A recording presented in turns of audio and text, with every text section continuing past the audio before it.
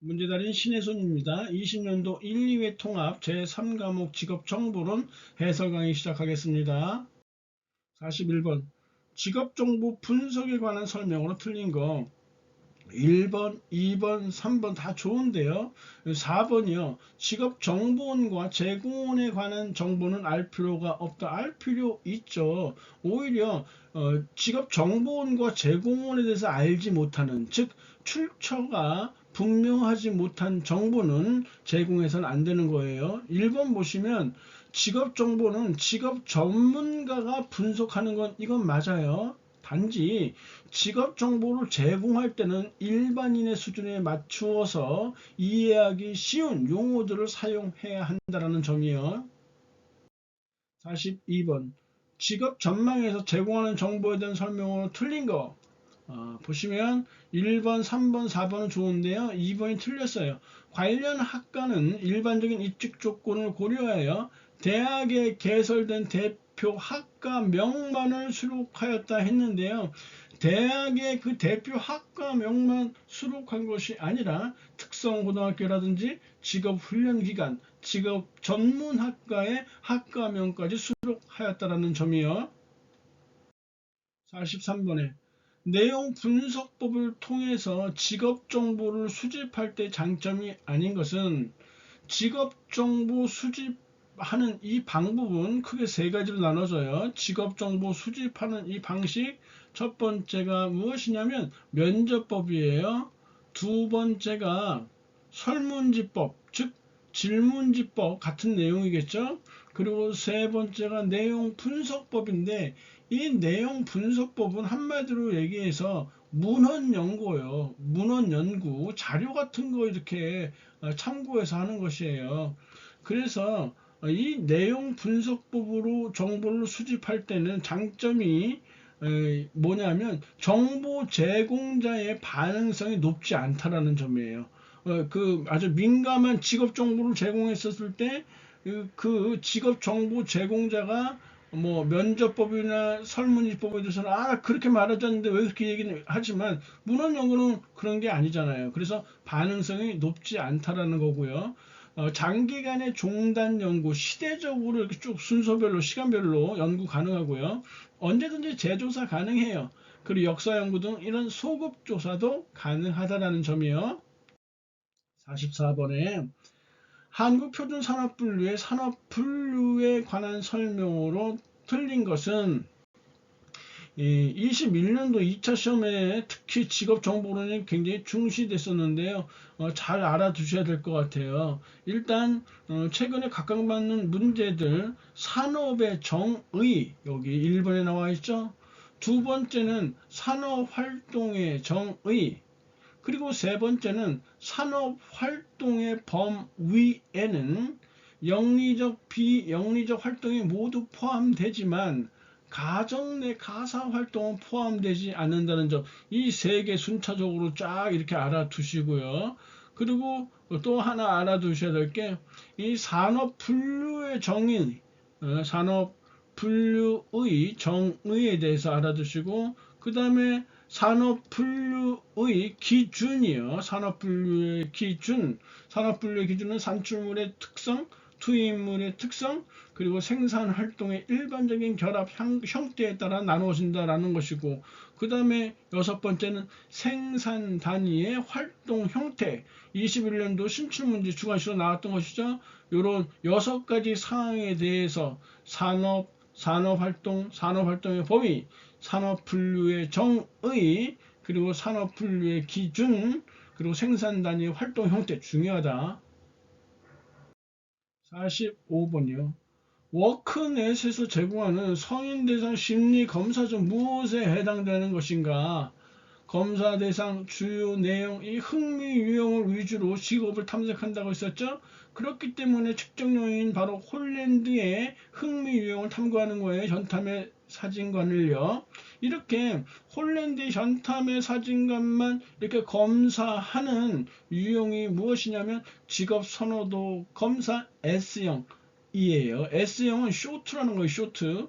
시간이 없는 사람들을 위해서 짧게 검사하는 거 이 S형이고요. 시간이 좀 넉넉한 사람은 이 long이라고 해서 L형 검사를 실시하게 되는데, 이 L형 검사는 쇼트 검사처럼 이렇게 흥미 유형 검사는 이렇게 당연히 들어가고요. 그러니까 L형, S형의 공통적인 검사 요소는 바로 흥미 검사가 되겠어요. 그 다음에 흥미 검사 외에도 성격 검사 하게 돼요. 이 성격 검사에는 어떤 성격을 검사하냐면 바로 빅5요. 외호 성정경에 해당하는 빅5 성격 검사를 하게 되는 거예요. 그리고 또 하나 하는 게 생활사 검사예요. 생활사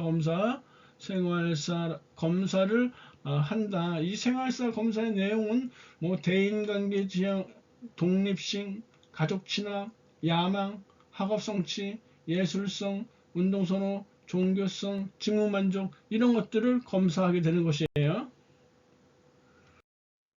46번 실업급여 중 취업 촉진 수당이 아닌 것은 노동관계복지에도 나오고 직업정보에도 나오네요. 많이 했잖아요.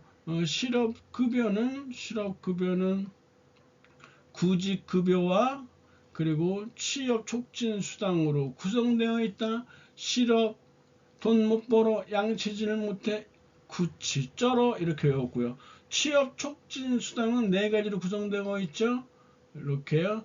조기 재취업 수당, 직업 능력 개발 수당, 광역 구직 활동비, 이주비. 그래서 초직권이 이렇게 됐단 말이죠. 이거 외우고서 3번 답 딱 나오죠. 47번 국가 기술 자격 산업 기사의 응시 요건으로 틀린 거. 국가 기술 자격 응시 요건 이거 되게 중요한데요.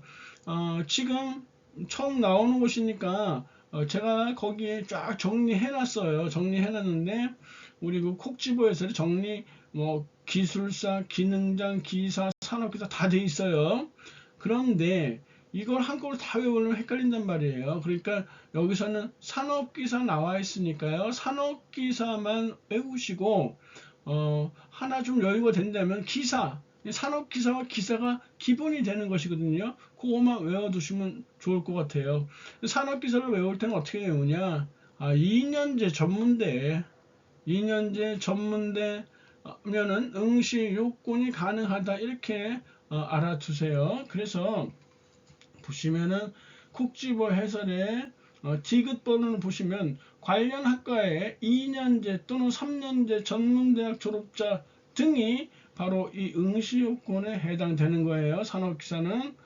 그러다 보니까 기능사 자격을 획득한 사람은 그 동일 및 유사 직무 분야에 1년 이상 실무에 종사하기만 된다는 얘기죠. 여하튼 산업기사는 이렇게 2, 3년제 전문대 생각하시면 되고, 기사는 4년제 기준으로 해서 외우시면 돼요. 1번 볼까요? 응시하는 종목에 속하는 동일 및 유사 직무에서 1년 이상 실무에 종사한 사람. 이렇게 나와 있죠? 이건 아니죠? 틀렸어요. 왜냐하면 전문대 2년 이상이니까 1년 이상 실무 종사한 사람이 응시하면 안 되겠죠. 2번 맞는 내용이네요. 3번 고용노동부령이 정하는 기능경기대 입상자. 그럴듯하네. 4번 응시하려는 종목에 속하는 동일면 유사 직무 분야의 다른 종목의 산업기사 등급 이상의 자격을 취득한 사람. 맞는 내용이고, 그래서 1번이 틀린 내용에 해당한다. 48번 한국표준산업분류의 산업분류 적용 원칙에 관한 설명으로 틀린 거. 1번 생산 단위는 산출물뿐만 아니라 산출물도 들어가고 투입물도 들어가고 생산 공정도 고려하는 거예요. 2번에 생산 단위 소유 형태, 법적 조직 유형 또는 운영 방식도 산업 분류에 영향을 미친다 했는데 영향을 미치지 않는다 해서 2번이 틀렸어요. 3번에 산업활동이 결합되어 있는 경우에는 그 활동 단위의 주된 활동에 따라 분류한다. 맞고요. 4번에 공식적, 비공식적 생산물, 합법적, 불법적인 생산은 달리 분류하지 않는다. 이것도 맞는 내용이에요. 그래서 2번이 틀렸네요. 49번 국민 내일 배움 카드에 관한 설명으로 틀린 거 1번이 틀렸어요. 특수 형태 근로 종사자는 신청이 가능하지 않아요. 그리고 만 75세 이상인 사람도 가능하지 않고요. 외국인도 가능하지 않다. 2번, 3번, 4번 이렇게 봐주시면 좋겠네요. 50번 직업정보 가공에 대한 설명을 가장 적합하지 않은 거 1번 좋겠죠? 2번도 좋죠? 3번 틀렸네요. 긍정적인 정보를 제공하는 입장에 출발하는 거 아니에요. 긍정적, 부정적, 편견 없이 어떤 직업에 대해서 편견 없이 제공하는 것이 올바른 것이에요. 어떤 직업에서 너무 긍정적인 것만 내세해서 하다 보면 이 직업 정보를 받아들이는 이 사람들을 일종의 낚시하는 그런 느낌인 거잖아요. 51번 제7자 한국 표준 직업 분류에 포괄적인 업무에 대한 직업 분류 원칙 포주 최생이라고 했었죠. 그래서 1, 2, 3번 맞고요. 4번이 틀렸어요. 수입 우선의 원칙은 다수 직업 종사자의 분류 원칙이잖아요. 그래서 우리가 다수 직업 종사자 분류 원칙 다취수주 이렇게 했었어요. 다시 말해서 다수 직업 종사자의 분류 원칙은요. 취업시간 우선의 원칙, 수입 우선의 원칙, 조사 시 최근의 직업의 원칙 이렇게 분류하는 거예요. 52번 워크넷에서 제공한 학과 정보 중 자연계열에 속하지 않는 거 1번 안경광학과는요 공학계열에 속해요. 단편적으로 외워두시면 좋겠죠. 53번 실기시험만 시행할 수 있는 종목이 아닌 것은 1번, 2번, 4번은 실기시험만 시행하는 것이고요. 로도 운전기능사는 필기도 같이 봐요. 그래서 우리가 이렇게 외웠어요. 필기시험과 실기시험을 함께 보는 기능사 시험은 어떤 것들이냐. 그래서 우리 이렇게 했었죠. 배가 아파요. 그럴 때는 어떻게 미사를 보나요? 정로한 미사 이렇게 한다고 했었어요. 배가 아플 때는 정로한 먹고 미사를 봐야죠. 그래서 정보 처리 기능사, 로도 운전 기능사, 한복 기능사, 미용사, 사진 기능사. 이러고도 안 되면 어떻게 해요? 최근에 등장한 거요. 측간에 가야죠. 측량 기능사 이렇게요. 이렇게 해서 6가지 외워두시면 될 것 같아요. 다시 한번 필기와 실기를 함께 봐야 하는 기능사 종목이요. 정보 처리 기능사, 로도 운전 기능사, 한복 기능사, 미용사, 사진 기능사, 그리고 측량 기능사, 정로한 먹고 미사 아니면 측간애가 이렇게요. 54번 직무 능력 수준 중 제2 직능 수준이 요구되는 대분류는 무엇이냐? 우리 이런 거 기억나신가요?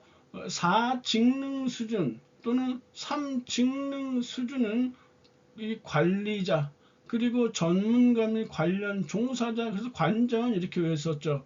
그 다음에는 우리가 어떻게 외웠냐면 사서 판농 기장이라고 이렇게 외웠었어요. 사서 판농 기장. 그래서 이 사하면 사무 종사자 얘기하는 거고 서비스 종사자, 판매 종사자, 농림업 숙련 종사자, 그리고 기능원 및 관련 기능 종사자, 그 다음에 장치, 기계 조작 및 조립 종사자 이렇게 외웠잖아요. 이게 바로 이 직능 수준에 해당되는 인물이에요. 사서 판농기자. 그 다음에 단순 노무자는 제1 직능 수준이죠. 군인은 특별하게 따로 다뤄서 제2 직능 수준 이상 필요한 이런 직업군에 해당되어져요. 그래서 1번, 2번은 이거 4직능 수준 혹은 3직능 수준이 필요하고요. 단순 노무자 1직능 수준이죠. 그리고 농림업 숙련 종사자는 사서 판농 기장에 해당되어지니까 제2직능 수준 해당되네요. 55번 한국직업정보시스템 직업정보 찾기 중 조건별 검색의 검색 항목으로 옳은 것은 단편적으로 외워두시면 좋을 것 같아요. 평균 연봉과 직업 전망이에요. 56번 직업안정법령상 직업안정기관의 장이 수집 제공하여야 할 고용정보에 해당하지 않는 것 직무 분석의 방법과 절차까지 직업안정기관의 장이 어떻게 해요? 이거는 직무 분석가의 영역이에요. 57번 한국표준산업분류 중 어떤 산업분류에 관한 것이냐 역시 단편적으로 외워주면 좋겠죠. 작물 재배 활동과 축산 활동을 복합적으로 수행한다고 했었으니까 작물 재배 및 축산 복합농업이다. 58번 한국직업사전의 직무기능 자료 항목 중 무엇에 관한 설명인가? 이거는요 좀 우리가 이렇게 체계적으로 정리를 한번 해볼게요. 한국직업사전은 일단 5개 항목으로 구성되어 있어요. 첫 번째가 직업 코드예요. 직업 코드. 두 번째가 본 직업명이요. 본 직업명 이렇게 돼 있고 세 번째가 직무 개요예요. 직무 개요. 네 번째가 수행 직무 이렇게 돼 있고 그리고 다섯 번째가 부가 직업 정보로 돼 있단 말이에요. 부가 직업 정보로 이렇게요. 그런데 지금 우리가 문제 58번에 나와 있는 것은 직무 기능이니까 이 직무 기능이 어디에 속해 있느냐? 3번은 직무 개요예요. 이게 한국 직업사전의 구성 요소예요. 이 부가 직업 정보는요, 총 13가지로 돼 있죠. 그래서 우리가 이렇게 외웠었어요. 정육점에 가서 숙직은 작작해라. 정육, 숙직, 작작작. 그 다음에 자유롭게 관조하듯이 표표히 떠나거나 자유, 간조, 표표표 이렇게 했는데 부가 직업 정보 중에 정육, 숙직의 이 직이요. 바로 직업, 직무, 기능이라는 것이 이렇게 있다라는 얘기예요. 직무 개요와 직무 기능이 다르다는 사실, 직무 기능은 부가 직업 정보에 속해 있는 거예요. 이 직무 기능이 다시 3개로 나눠져요. 데이터, 자료요. 그리고 사람, people, 그리고 사물, thing 이렇게 되는 것이죠. 그러니까 직무 기능 중에서 이 자료 항목 중 여기에 해당되는 거예요. 데이터예요. 그 자료 항목 중 무엇에 관한 설명인가 라는 것인데 이 자료 항목은 다시 어떤 걸로 나눠지느냐 종조분수 계기비라고 했었죠. 이거 21년도 2차 시험에 나온 거예요. 종합, 조정, 분석, 수집, 그 다음에 계산, 기록, 비교. 비교는 다른 말로 대조라고도 한다고 그랬죠. 그래서 종조, 분수, 계기비 이렇게 했단 말이에요. 그러면 이 자료의 내용 중에서 뭐냐? 데이터의 분석에 기초하여 시간, 장소, 작업 순서, 활동 등을 결정하고 결정을 실행하거나 상황을 보고한다. 이 조정에 해당하는 내용이에요. 이렇게 파악해서 조정이 바로 이런 내용이구나 라고 알아두시면 돼요. 나오면 조정이에요. 그리고 계산이 나오면 이 계산에 대한 내용은요. 뭐 사칙 연산을 실시하고 뭐 이런 거 쭉 나오고요. 단지 수를 세는 것은 포함하지 않는다 이런 것이에요. 아시겠죠? 종합은 종합적으로 분석하는 것이에요. 파악하기 편하니까 답이 조정이 많이 나오고 계산에 대한 내용은 수를 세는 것도 포함한다 이렇게 틀린 것으로 이렇게 나오니까 그렇게 파악하시면 되겠네요. 59번 한국표준직업분류상 다음 개념에 해당하는 대분류는 무엇이냐? 일반적으로 단순하고 반복적이며 때로는 육체적인 힘을 요하는 과업을 수행한다. 볼 거 없잖아요. 그냥 단순 노무 종사자에 대한 내용이네요. 60번 근로자 직업능력개발 법령상 직업능력개발 훈련 시설을 설치할 수 있는 공공단체요. 한국산업인력공단 좋고요. 한국장애인고용공단 좋고요. 근로복지공단 좋아요. 안전보건공단은 해당하지 않는다는 사실이에요. 강의진하고 고생하셨고 다음 시간에 뵙겠습니다. 감사합니다.